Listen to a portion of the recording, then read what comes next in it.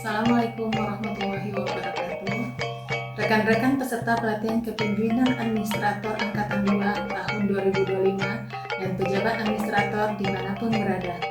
Pada kesempatan kali ini, saya Yulfi Guswita, peserta pelatihan kepemimpinan administrator Angkatan 2 tahun 2025 dari Dinas Pemberdayaan Masyarakat dan Nagari Kabupaten Solo, ingin mengulas tentang kepemimpinan kinerja dengan fasilitator Bapak Afrianda SHS MH. Kepemimpinan merupakan salah satu elemen penting dalam menentukan keberhasilan suatu organisasi, baik dalam lingkup pemerintahan, lembaga pendidikan, maupun sektor swasta. Pemimpin tidak hanya dituntut untuk memiliki visi yang jelas, tetapi juga harus mampu memobilisasi sumber daya manusia, menggerakkan bawahan, serta menciptakan suasana kerja yang produktif. Bagaimana kita dapat melakukan hal tersebut? Apa kompetensi yang dibutuhkan? Kompetensi pertama adalah kepemimpinan transformasional, yaitu pemimpin yang mampu melakukan transformasi diri, orang lain, dan organisasinya. Seorang pemimpin yang efektif harus dapat menginspirasi dan memotivasi karyawan untuk mencapai tujuan bersama. Agar inovasi dapat berjalan efektif, pemimpin transformasional perlu menerapkan strategi yang terarah. Strategi tersebut meliputi membangun visi inovatif menginspirasi, menciptakan budaya organisasi yang terbuka terhadap perubahan dan risiko, mendelegasikan tugas dan memberdayakan karyawan, melakukan pengembangan kompetensi melalui coaching dan monitoring, memfasilitasi kolaborasi dengan jejaring antar tim, monitoring dan evaluasi berkelanjutan, dan yang terakhir, memberikan penghargaan dan pengakuan atas inovasi yang dilakukan. Kepemimpinan transformasional melibatkan membangun hubungan yang kuat dengan karyawan dan memberikan dukungan serta sumber daya yang mereka butuhkan untuk berhasil.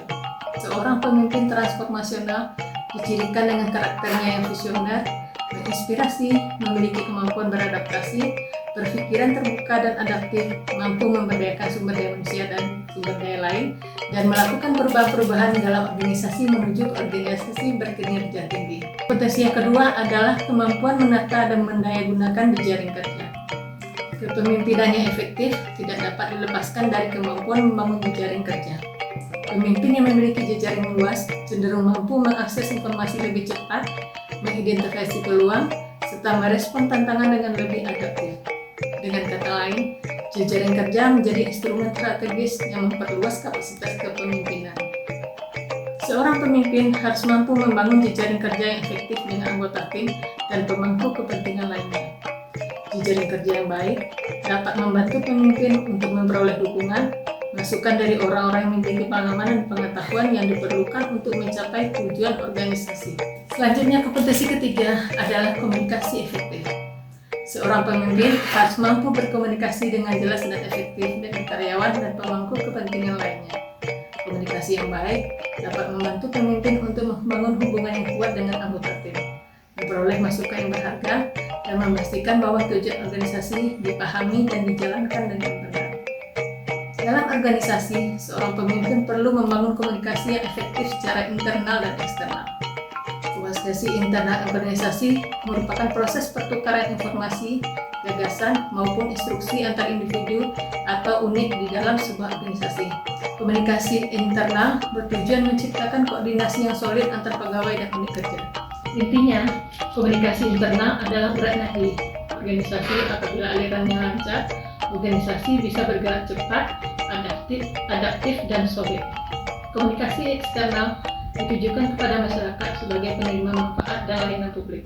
Tujuannya adalah membangun reputasi, kepercayaan, dan hubungan baik dengan pihak publik, etc. Strategi komunikasi eksternal yang efektif adalah kombinasi antara transparansi, konsistensi pesan, pemanfaatan media, serta membangun hubungan baik dengan publik eksternal. Kompetensi yang keempat adalah melakukan manajemen perubahan sektor publik.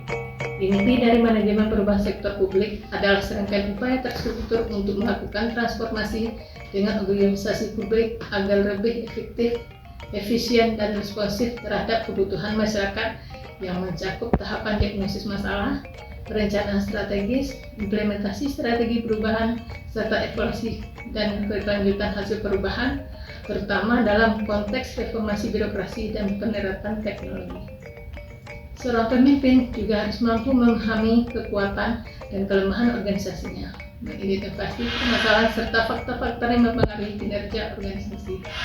Dengan diagnosa imunisasinya dengan baik, pemimpin dapat merumuskan solusi dan melakukan perubahan ke arah yang lebih baik. Dengan mempelajari dan menguasai keempat kompetensi pokok yang telah dibahas, pejabat administrator sebagai seorang pemimpin pelaksana kegiatan dapat membawa organisasinya menuju sukses. Terima kasih sudah menonton video ini. Semoga bermanfaat dalam pelaksanaan tugas kita ke depannya. Wabillahi taufiq wal hidayah. Wassalamualaikum warahmatullahi wabarakatuh.